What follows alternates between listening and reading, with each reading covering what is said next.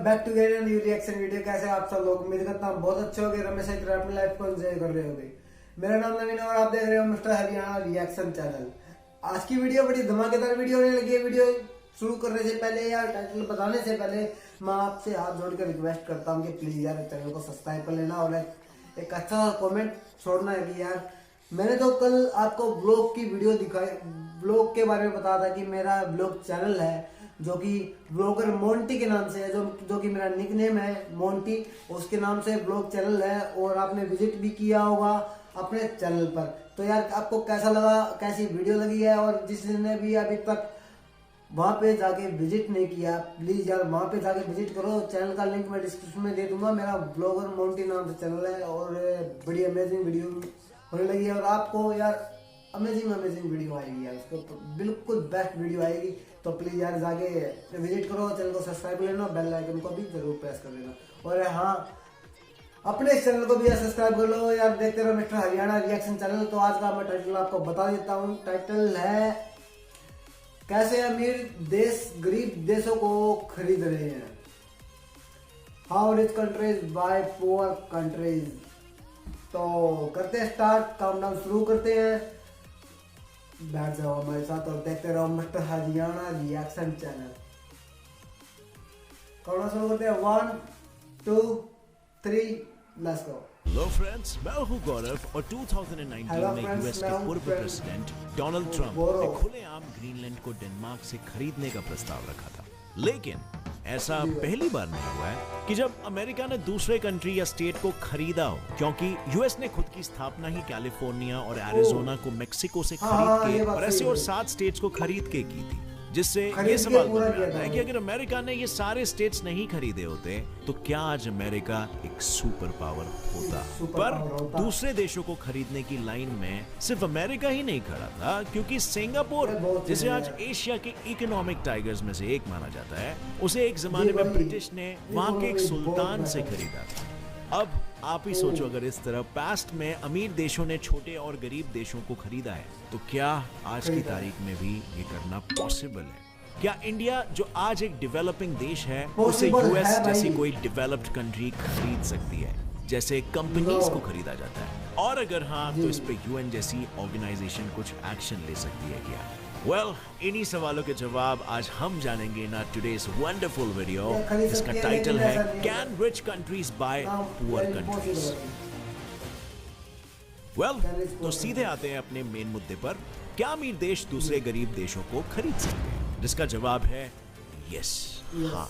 कैसे, वो जानने के लिए तो पहले हमें ये देखना होगा कि पास्ट में किस तरह देशों को खरीदा जाता था, जिसमें सबसे पहले आता है फ्रांस। साल 1101 की बात है। फ्रांस के किंग फिलिप I ने ओडो आर्पिनस नाम के विस्काउंट से बोर्गिस और डुन के रीजन्स, यानी कि आज की तारीख में जो पूरा सेंट्रल फ्रांस है ना, उसे 60,000 पाउंड्स यानी 59 लाख रुपीस में उस समय में खरीदा था। दरअसल उस दौरान पूरे मेडिवल वर्ल्ड में होली लैंड, जिन वॉर्स का मकसद जेरूसलम को इस्लामिक रूलर से छीनना और साथ ही नॉर्दर्न यूरोप के स्लाविक ट्राइब्स को क्रिश्चियनिटी में कन्वर्ट करना। और इन्हीं वॉर्स में लगने वाले पैसे जमा करने के लिए ओडो आर्पिनस ने अपने बोर्गिस और डुन की जमीन फ्रांस के राजा को बेच दी थी। अब पलटते हैं इतिहास की किताब का अगला पन्ना। बात करते हैं एशिया के स्विट्जरलैंड उर्फ सिंगापुर के बारे में। 1819 में अगर British lieutenant sir Raffles Singapore नहीं आए होते तो आज शायद सिंगापुर एक डेवलप्ड कंट्री ही नहीं होता। तो हुआ क्या था कि 1819 के दौरान ब्रिटिशर्स अपने राइवल डच से ट्रेडिंग में आगे निकलने के लिए एक ट्रेडिंग पोर्ट की तलाश कर रहे थे और उसी तलाश के दौरान सर रैफल्स आप पहुंचे सिंगापुर, जहां उनकी मुलाकात हुई एक मलेशियन सुल्तान के बेटे और वहां के टेमेंगोंग यानी राज प्रतिनिधि अब्दुल रहमान से, जिसे डच ने सुल्तान के मरने के बाद टेमेंगोंग बनाया था। लेकिन वहीं अब्दुल के बड़े भाई हुसैन को रायू आइलैंड में एग्जाइल यानी वनवास पे भेज दिया गया था, क्योंकि डच लोगों को डर था कि कहीं दोनों भाई मिलकर उन्हें चैलेंज ना करें, और इसीलिए अपनी पावर को बढ़ाने और बचाने के लिए दोनों भाइयों को अलग कर दिया गया। अब डच ने अब्दुल को राज प्रतिनिधि बना तो दिया था, लेकिन उसके पास पावर ना के बराबर थी। जिसका फायदा ब्रिटिशर्स ने उठाया। उन्होंने अब्दुल से हाथ मिला के कहा कि वो उसके भाई को वापस लाके उसे सुल्तान भी बना देंगे और साथ ही उनको डच से आजादी भी मिल जाएगी। पर ये सब कुछ ब्रिटिशर्स ने समाज सेवा के लिए नहीं। उन्होंने अपना वादा तो निभाया, लेकिन इस शर्त पर कि अब्दुल के बड़े भाई को सुल्तान बनाते ही वो अंग्रेजों को सिंगापुर का पोर्ट दे देंगे। और यही हुआ। हुसैन सुल्तान बने और सर रैफल्स ने सुल्तान से सिंगापुर को खरीदा और रिटर्न में 60,000 स्पेनिश डॉलर्स दिए। ये देखकर डच ने लंदन में प्रोटेस्ट किया, बट वहां से किसी ने कोई एक्शन नहीं लिया, जिस वजह से धीरे धीरे डच का सिंगापुर में पावर कम होते गया और फाइनली डच के हाथों से सिंगापुर निकल गया। अब फ्रेंड्स, इससे पहले हम वीडियो में आगे बढ़े, क्रिकेट किसको पसंद नहीं है यार। और आज मैं आपको एक ऐसी तरकीब बताने वाला हूं जिसमें आप अपनी क्रिकेट की नॉलेज से बड़े कैश प्राइजेस जीत सकते हैं using amazing and the most trusted cricket fantasy app called My 11 Circle। इस ऐप के brand ambassadors VVS Laxman, Sourav Ganguly, Ajinkya Rahane ऐसे फेमस क्रिकेटर्स है। So it's a 100% trusted app. India 3 T20s और 2 टेस्ट मैच खेल रहा है अगेंस्ट न्यूजीलैंड स्टार्टिंग 16 नवंबर। और आपको बस अपने क्रिकेट का नॉलेज यूज करना है और आपको बेस्ट 11 प्लेयर्स पिक करने हैं दोनों टीम्स में से। और अगर आपके प्लेयर्स अच्छा परफॉर्म करते हैं, आप बड़े अमाउंट में विनिंग्स जीत सकते हो। मतलब enjoyment and winning both at the same time. और अगर इंडिया जीतेगी वो मैच तो आपके विनिंग्स डबल हो जाएंगे। Now what's special for you? पूछो। वेल, मैंने एक स्पेशल लिंक डाला है मेरे डिस्क्रिप्शन में और पिन्ड कमेंट में भी आपको डाउनलोड करने के लिए। जो भी मेरे सब्सक्राइबर्स उस लिंक पे क्लिक करेंगे और आपको इंस्टॉल करेंगे, उन्हें अमेजिंग कैशबैक बोनांजा ऑफर मिलेगा। अब कितना भी अमाउंट डिपॉजिट करो, 100 रुपया, 1000 रुपए और इवन 10,000 रुपीज, और My 11 Circle वो अमाउंट को 20% ज्यादा बना देगा। फॉर एग्जाम्पल, अगर आपने 1000 रुपए डाले तो आपको 1200 रुपीज मिलेंगे आपके वॉलेट में। ये एक एक्सक्लूसिव ऑफर है, so please use it till it is available. और अगर आप इस ऐप को अभी डाउनलोड करोगे ना, तो आपको 1500 रुपीज का ज्वाइनिंग बोनस अलग से मिलेगा। So what are you waiting for? Download the app from the description and make your team on My 11 Circle and start winning big. अब नेक्स्ट चलो ये देखते हैं कि कैसे अमेरिका ने गरीब देशों के हिस्सों को खरीद के बनाया यूनाइटेड स्टेट्स ऑफ अमेरिका। तो बेसिकली अमेरिका की शॉपिंग स्प्री शुरू हुई थी 18 जब काफी समय से चलते आ रहे युद्धों के कारण फ्रांस की हालत बद से बदतर होते जा रहे थे, जिसे देखकर बड़े भैया यूएस ने मदद का हाथ सामने लाया। उसने फ्रांस को पूरे 100 करोड़ रुपए दिए और उससे लुइसियाना स्टेट खरीद लिया। और यही सेम दयालु स्वभाव का प्रदर्शन उसने 1819 में भी किया था, जब स्पेन के खुद के कॉलोनीज के अंदर रिवोल्ट शुरू हो गए और स्पेन उसे संभाल नहीं पा रहा था। उस वक्त भी एक सुपर हीरो की तरह अमेरिका पिक्चर में आया और 37 करोड़ रुपीस देकर स्पेन से फ्लोरिडा खरीद लिया। ये सब देखकर मेक्सिको के कैलिफोर्निया स्टेट में रहने वाले अमेरिकन सेटलर्स की भी देशभक्ति जाग उठी, जिन्होंने मेक्सिको से निकलकर यूएसए में जाने के लिए रिवोल्ट किया। और इस रिवोल्ट में कैलिफोर्निया के साथ देते हुए यूएस ने मेक्सिको पर वॉर डिक्लेयर कर दिया था, जो ऑफ कोर्स यूएस जीता और उसे मेक्सिको से कैलिफोर्निया, नेवाडा, यूटा और एरिजोना के स्टेट्स पूरे 135 करोड़ की प्राइस में मिले। इसके कुछ ही सालों बाद न्यू मेक्सिको और एरिजोना का बचा हुआ पार्ट भी मेक्सिको ने यूएसए को 74 करोड़ रुपीस में बेचा, क्योंकि वॉर में हारने के बाद उनके इकोनॉमिक कंडीशन स्टेबल नहीं थे। लेकिन अमेरिका का दिल तो दरिया है, इसीलिए तो जब क्रिमियन वॉर में उसका सबसे बड़ा दुश्मन रशिया हार गया था और उसे पैसों की जरूरत थी, तब अमेरिका ने रशिया से अलास्का स्टेट को खरीदा 53 करोड़ रुपीस में और कहा कोई बात नहीं, अब पैसे नहीं चुका सकते, आप हमें स्टेट दे दो। पर अमेरिका के सर पर सवार रक्षक और मसीहा बनने का भूत अब तक नहीं, क्योंकि जैसे हमने वीडियो की शुरुआत में देखा, अगस्त 2019 में डोनाल्ड ट्रंप ने डेनमार्क से ग्रीनलैंड को खरीदने का प्रस्ताव रखा था, ये कहकर कि ग्रीनलैंड के कारण हर साल डेनमार्क को $700 मिलियन का लॉस हो रहा है, पर यूएस ये झेल सकता है और ग्रीनलैंड यूएस के लिए काफी स्ट्रेटेजिक भी है। और होगा भी क्यों नहीं, क्योंकि ग्रीनलैंड में नए नॉर्थ अटलांटिक शिपिंग लेन्स खुले हैं और वहां नेचुरल रिसोर्सेज का पूरा खजाना पाया गया है। लेकिन ट्रंप के इस ऑफर को डेनमार्क के प्राइम मिनिस्टर ने डिक्लाइन कर दिया। पर यहाँ पर सवाल तो ये है कि डेनमार्क अगर सच में ट्रंप की ऑफर को एक्सेप्ट कर लेता तो क्या अमेरिका ग्रीनलैंड को खरीद सकता था? वेल, इसका जवाब ना है, क्योंकि इंटरनेशनल लॉ के यूएन चार्टर चैप्टर 1 में सेल्फ डिटर्मिनेशन और टेरिटोरियल इंटेग्रिटी के प्रिंसिपल को इंक्लूड किया हुआ है, जिसका मतलब कोई भी पॉपुलेटेड टेरिटरी को बेचने या खरीदने से पहले वहां के पॉपुलेशन की सहमति होनी चाहिए और उन पे फोर्स या उनको थ्रेटन करके उनकी लैंड या टेरिटरी नहीं छीनी जा सकती। पर इस कदर वहां के हर इंसान को कन्विंस करना थोड़ा मुश्किल है और इसीलिए आज अमीर देशों ने एक दूसरा पैतरा अपनाया है। वो इन छोटे छोटे कंट्रीज के अंदर की जमीनों को खरीदते हैं इन्वेस्टमेंट्स के थ्रू, जिसके ऊपर कोई रूल या लॉ नहीं है, क्योंकि दुनिया में बढ़ते फूड और एनर्जी की डिमांड के चलते बहुत कंट्रीज इस लैंड इन्वेस्टमेंट की स्ट्रैटेजी को फॉलो करते हैं, जहां डेवलप्ड और डेवलपिंग कंट्रीज दूसरे पुअर और डेवलपिंग कंट्रीज में एग्रीकल्चर के लिए लैंड खरीद रहे हैं, क्योंकि वहां पे एग्रीकल्चर का पूरा प्रोसेस कम कॉस्ट में हो जाता है। और ऐसे ही यूएसए ने इंडोनेशिया में 9 लाख एकर्स की जमीन एग्रीकल्चर के लिए खरीदी है। वहीं चाइना ने 25,000 एकर्स कैम्बोडिया में खरीदी है फॉरेस्ट्री के लिए। और इंडिया की टाटा पावर इंडस्ट्री ने 4.9 मिलियन एकर्स की जमीन खरीदी है इंडोनेशिया में। अब ये तो बात हुई लैंड इन्वेस्टमेंट की, लेकिन इसके अलावा चाइना और अमेरिका जैसे देश दूसरे छोटे और गरीब देशों को इकोनॉमिक और मिलिट्री एड्स भी प्रोवाइड करते हैं। पर सिर्फ यही एक पैतरा नहीं है, और भी ऐसे कई तरीके हैं जिससे आज की तारीख में भी देशों को खरीदा जा सके, जिनके बारे में जानने के लिए हमें चाइना के नक्शे कदमों पे चलना होगा, जिसके खुलेआम बड़ी रकम के लोन्स देने के कारण आज दुनिया भर के पूरे 195 देशों में से 165 कंट्रीज चाइना के कारण कर्ज में डूबे हुए हैं। पर इन देशों को लोन देने के पीछे चाइना का मकसद बिल्कुल साफ है। गरीब देशों में डेवलपमेंट कराना तो बिल्कुल नहीं।